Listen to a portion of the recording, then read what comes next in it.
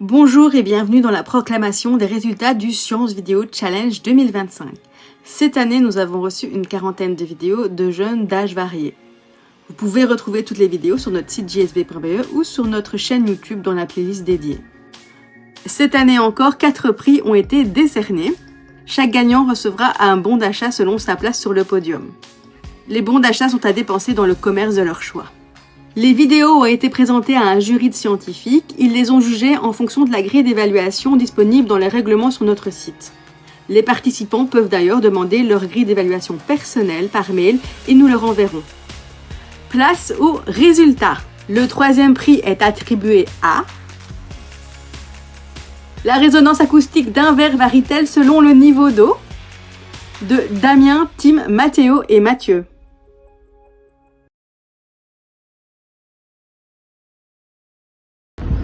Docteur, j'ai l'impression que le verre émet un bruit différent en fonction de la quantité de liquide qu'il y a à l'intérieur. Ouais, je pense également. C'est probablement une histoire d'acoustique. Tu sais quoi? On devrait faire des recherches. Je pense que c'est la quantité de liquide dans le verre qui influence la hauteur que le son émet. Tu veux dire que mon verre de limonade pourrait se transformer en véritable instrument de musique? La résonance acoustique d'un verre varie-t-elle selon le niveau d'eau? Hypothèse de départ, plus le verre est rempli d'eau, plus le son produit sera grave, puisque l'eau agit comme un frein aux vibrations des parois du verre. Voici notre matériel. Nous allons comparer des verres remplis d'eau à des quantités différentes pour observer l'effet sur la fréquence sonore. Le premier verre reste vide. On remplit le deuxième verre avec 50 ml. On remplit le troisième verre avec 200 ml. Nous allons maintenant mesurer la fréquence qu'émettent les verres quand on les fait vibrer.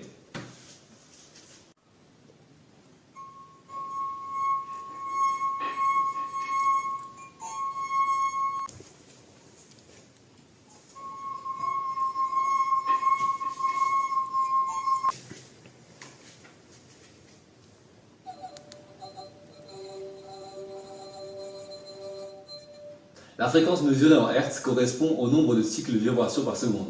Une fréquence élevée signifie que le cycle se répète rapidement, produisant un son aigu, tandis qu'une fréquence basse donne un son grave. On peut représenter la fréquence sous forme d'une courbe qui varie de haut en bas, en se répétant encore et encore avec un certain temps donné. C'est la fréquence.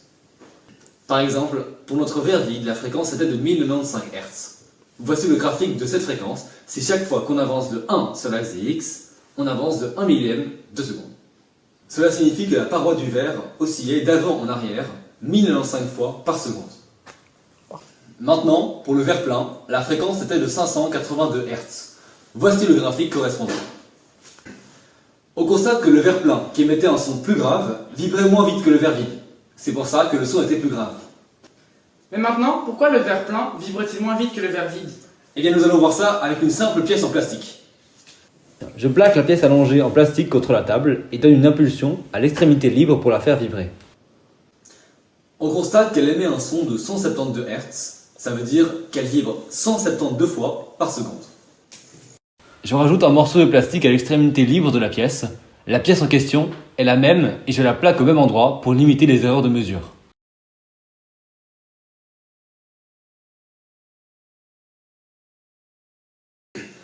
On observe maintenant un son de 85 Hz, donc plus grave à cause du poids.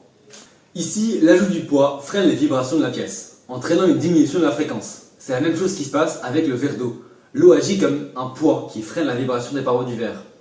La fréquence des vibrations est plus basse et donc le son est plus grave. À notre échelle, les résultats confirment l'hypothèse initiale. En augmentant le volume d'eau dans un verre, ou en ajoutant un poids ou une pièce en plastique, la fréquence de la vibration diminue, en produisant un son plus grave.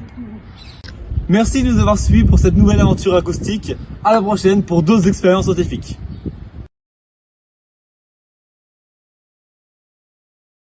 Le 2e prix est attribué à Vic et Henri pour Quelle est la vitesse d'une balle de nerf? Bonjour Vic, que faisons-nous aujourd'hui? Bonjour Henri, nous poursuivons nos recherches pour déterminer la vitesse d'une balle de nerf. Oui, nous avions déjà utilisé une première méthode utilisant des formules de balistique. Vous pouvez regarder notre vidéo. Nous avions trouvé une vitesse de 58 km/h. Depuis, nous avons demandé à la société qui fabrique les nerfs si c'était correct, mais ils n'ont pas encore eu le temps de nous répondre. Alors nous allons essayer de confirmer ou infirmer nos résultats avec une autre méthode. L'idée est de mesurer le temps entre le départ de la balle et le moment où elle frappe une cible.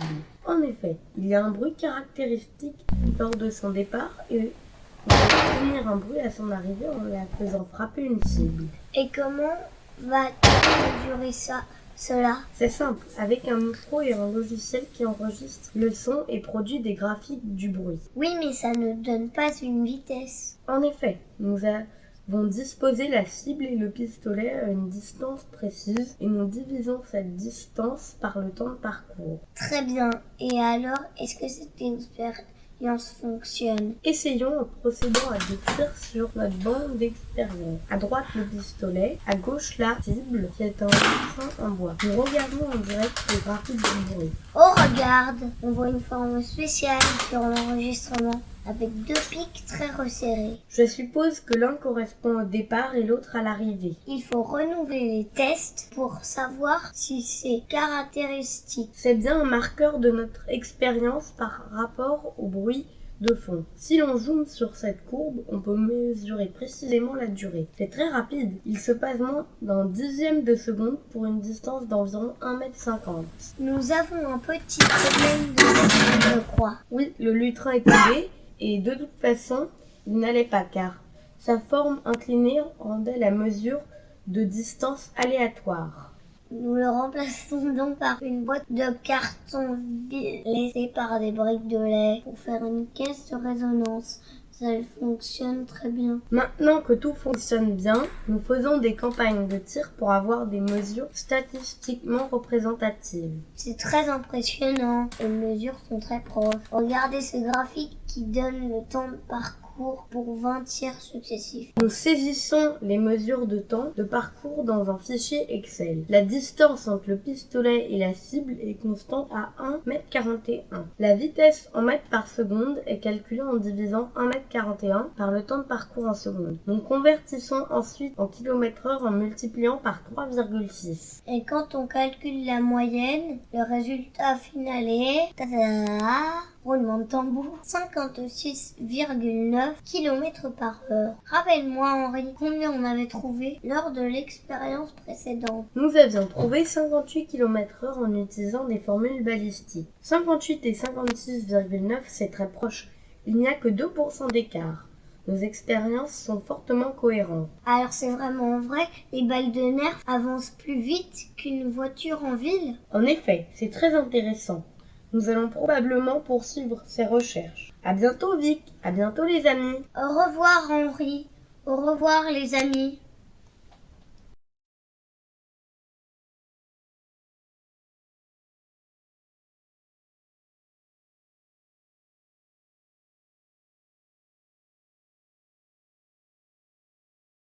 Et enfin, le premier prix est attribué à Elliot avec sa vidéo « Comment volent les avions ». Mon hypothèse est la suivante. Plus un avion est pointu, mieux il volera. Bien évidemment, pour répondre à cela, il faut savoir comment vole un avion. La question peut paraître simple. En effet, l'avion est l'un des modes de transport les plus répandus dans le monde. Si vous savez déjà comment un avion vole, peut-être découvrirez-vous aujourd'hui qu'il y a beaucoup plus de physique en jeu qu'il n'y paraît. Tous les avions ne volent pas de la même manière. Les avions de chasse et les planeurs ne se basent pas du tout sur les mêmes principes. Prenons le plus basique des avions en papier. Ok, peut-être un peu moins basique.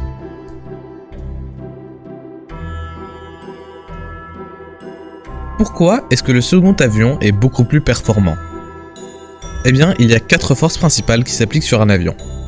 D'abord, le poids, exercé par la Terre. Nous ne devons pas grandement nous préoccuper de cette force, car diminuer le poids d'un avion en papier va être sacrément difficile. Par contre, ce qui va nous intéresser est le centre de gravité, le point où la force de pesanteur va s'appliquer. Ensuite, la poussée. C'est la force que j'exerce en lançant mon prototype. Nous n'allons pas non plus nous intéresser à cette force. Je vais à peu près toujours envoyer l'avion de la même manière. La seconde force qui s'oppose au vol de notre avion, c'est la traînée, l'équivalent des forces de frottement mais dans un fluide. Parce que oui, on a tendance à l'oublier, mais l'air est un fluide. Elle s'oppose à tout mouvement d'un corps dans un liquide ou gaz. Au plus petit est la traînée, au moins le corps est ralenti. Cela explique pourquoi notre premier avion volait beaucoup moins bien. Sa face avant étant énorme, les molécules se fracassaient dessus, le faisant ralentir. C'est cette force sur laquelle se base mon hypothèse. Tous les avions ont des nez en pointe pour que l'air glisse dessus. C'est un peu la loi la plus connue de l'aérodynamisme. Pour illustrer mes propos, je vous présente le Concorde. Cet avion minimise la traînée au possible. Il est inspiré par, vous l'avez deviné, le Concorde. Cet avion retraité qui a volé entre 1967 et 2003. Il pouvait atteindre des vitesses allant jusqu'à 2000 km/h, mais il n'était pas le plus sécuritaire des avions commerciaux. Et un accident en juillet 2000 entraînera son déclin. Essayons donc de le lancer.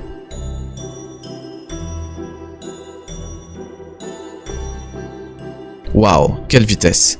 Il semble effectivement voler beaucoup plus loin que ses prédécesseurs. Alors, hypothèse confirmée? Eh bien non, parce que cela ignore une force très importante. Avec la traînée, ce sont les deux grandeurs fondamentales de l'aérodynamique. C'est la portance. Un phénomène qui apparaît lorsqu'un corps se trouve en mouvement dans un fluide. Et c'est assez complexe à expliquer. Donc, la portance s'effectue perpendiculairement aux ailes de l'avion. Une erreur populaire est de penser que les molécules d'air accélèrent à cause de la forme bombée de l'aile, mais pas du tout. Aucune loi de l'aérodynamique indique que l'air séparé en deux doit se rejoindre. Les ailes d'un avion utilisent en réalité deux phénomènes. Premièrement, la face inférieure de l'aile, à cause de son angle, projette l'air vers le bas, ce qui, comme toujours, par action-réaction, pousse l'aile vers le haut. La face supérieure de l'aile va quant à elle utiliser l'effet Coanda. Le flux d'air qui va rencontrer la surface bombée va suivre la forme et être projetée elle aussi vers le bas. Ce phénomène ne fonctionne que jusqu'à un angle limite. Au-delà, la portance disparaît pratiquement. Ces deux forces créent une surpression en dessous et une dépression au-dessus. Voici la Suzanne. Ce modèle qui a précédemment détenu le record du monde maximise la portance au lieu de minimiser la traînée. Vas-y. Et voilà, notre avion vole encore plus loin, mais moins vite. La Suzanne possède une trajectoire que l'on peut séparer en deux. Au lancer, l'avion a une grande vitesse, ce qui fait que l'air traverse horizontalement uniquement à l'avant. Le long de l'aile, l'air a tendance à se dissiper. On dit qu'il est turbulent. Quand l'avion ralentit, grâce à l'effet Coanda, l'air va rester collé de plus en plus loin sur les ailes. Ceci devrait le faire pointer de plus en plus haut jusqu'à ce qu'il se retourne, mais, grâce à son centre de gravité avancé, l'avion va rentrer dans un angle de glissement, l'angle où la portance fonctionne toujours. Ce moment où l'air traverse horizontalement tout l'avion est appelé le flux laminaire.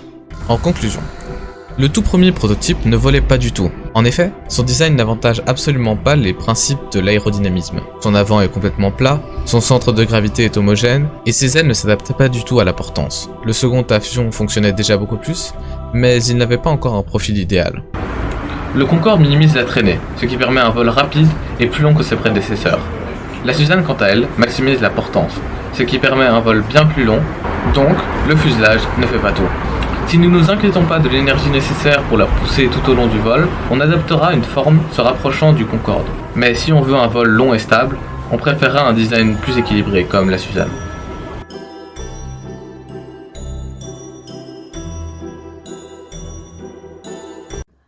Et ce n'est pas fini, il nous reste le coup de cœur. Le prix du jury est attribué à Lily, Luna et Pauline avec la chimiluminescence. Bonjour, je m'appelle Pauline. Et moi c'est Lily. Et moi c'est Luna. Et on est toutes les trois élèves à l'Athénée Royal de Jodogne. Et on va vous présenter une petite expérience. Mais pour commencer, il faut qu'on s'équipe. Ok, donc là on est super écolo et on aimerait faire une soirée ce soir dans la classe. Mais on n'a pas le moyen de faire de lumière. Donc on va créer une lumière fluorescente nous-mêmes. Donc pour cela nous avons besoin de réactifs comme le hydroxyde de sodium, de l'eau oxygénée, du complexe de fer, du luminol et de l'eau. Il nous faudra 3 pipettes, un cristallisoir, 2 berlans, plusieurs verres de montre, 2 spatules, une cuillère et une balance. Tout d'abord, on va peser 1 g de luminol. Une fois qu'on a mesuré 1 g de luminol, on va le mettre dans le premier berlan. Ensuite, on va prendre un nouveau verre de montre et on va peser une nouvelle substance. Donc on va rajouter le NaOH. On va ajouter 50 ml Ouais, 50 ml d'eau. Là, ce qu'on peut remarquer, c'est que ça chauffe et que le mélange va devenir corrosif. Donc voilà, là j'ai fait en plus grande quantité pour avoir plus de lumière par la suite pour notre expérience. Donc là on va ajouter 15 g de complexe de fer. Là, nous allons ajouter de l'eau oxygénée 3%. Donc là on va rajouter environ 50 ml d'eau. Donc on va le rajouter à la préparation et puis on va mélanger.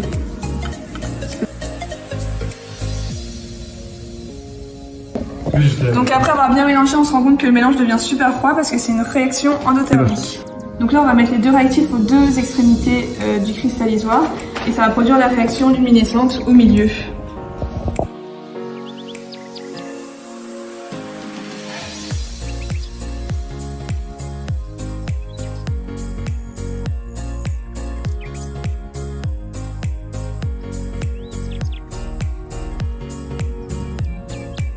Ah oui, donc pour l'explication de la réaction, d'abord on coupe le luminol dans un état stable avec les réactifs qu'on a ajoutés, donc le NaOH, l'eau oxygénée et le complexe de fer. Il va arriver dans un état excité et pour revenir à son état stable, il va libérer des photons et donc de la lumière. Eh mais attendez les filles, c'est pas un peu dangereux pour l'environnement ça?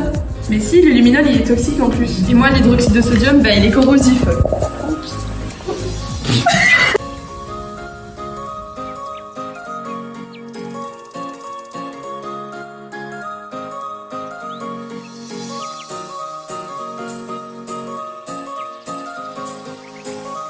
Félicitations à tous et à toutes, vous allez être contactés personnellement par mail dans les 7 jours qui suivent cette proclamation. Merci aux parrains, marraines qui ont soutenu les participants dans leur démarche. Un grand merci aussi aux membres du jury pour leur temps. N'hésitez pas à vous représenter en 2026 avec un nouveau projet. Nous espérons évidemment que vous serez encore plus nombreux à participer l'année prochaine. À bientôt!